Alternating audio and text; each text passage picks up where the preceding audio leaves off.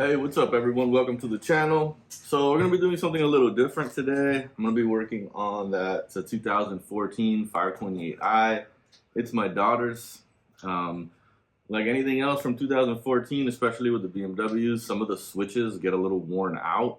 Or I should say some of the buttons get a little worn out. So we're going to be replacing some buttons. I have a starter sticker that we're going to put on. Two of the AC controls are super common that they get worn out. And then also the trunk button gets worn out. So we're going to fix that up today. All of this stuff is pretty inexpensive. I will put links to them all down below. Also recommend, if you don't have a trim removal tool, make sure to pick one up. Get a decent kit. And what I mean by kit is we're in the 12 to 15 bucks.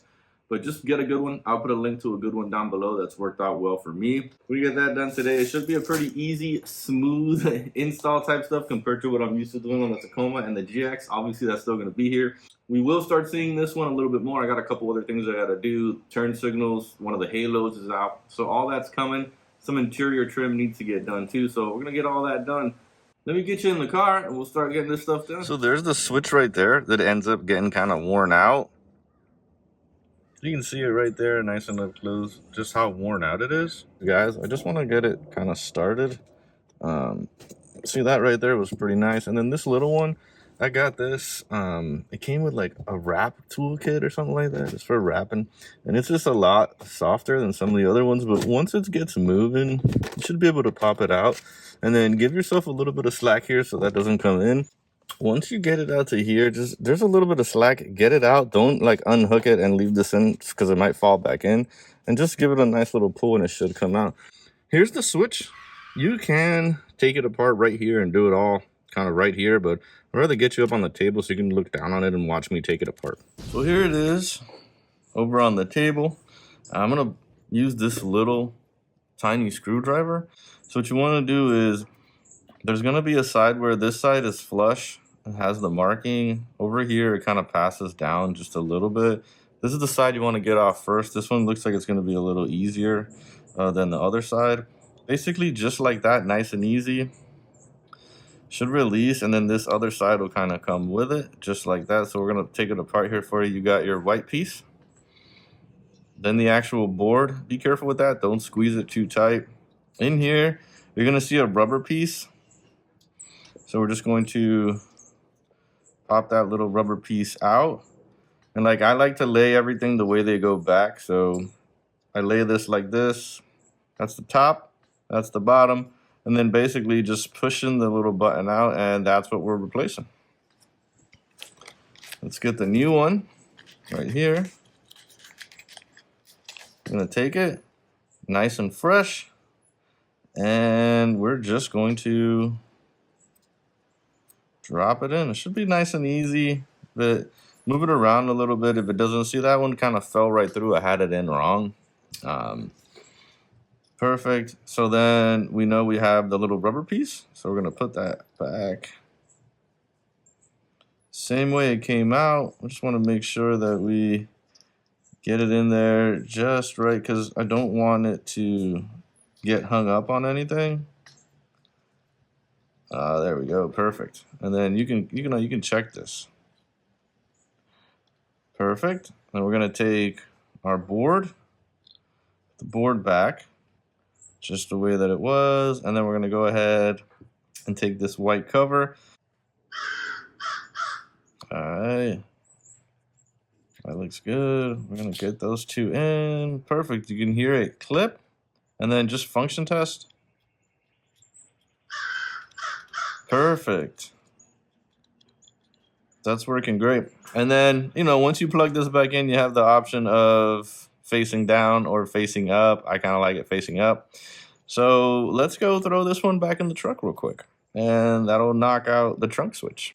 All right, we're back in the car. I know I said truck. I'm so used to working on the truck. But what I meant was I think BMW had it pointing. Thank you, birds. BMW had it pointed down. I kind of like it pointing up.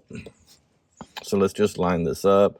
You'll see the little lip right here. It just corresponds with the lip there. So just make sure to get that in right way. Perfect. And then when you put it back, exactly how you want. Trunk up or trunk down. Oh, I can tell it's working. because my trunk just opened. Perfect. And we're golden. And just like that, it is back in with no issues. All right, let's move on to the AC switches. All right, so here inside the truck, this is what we're looking like here.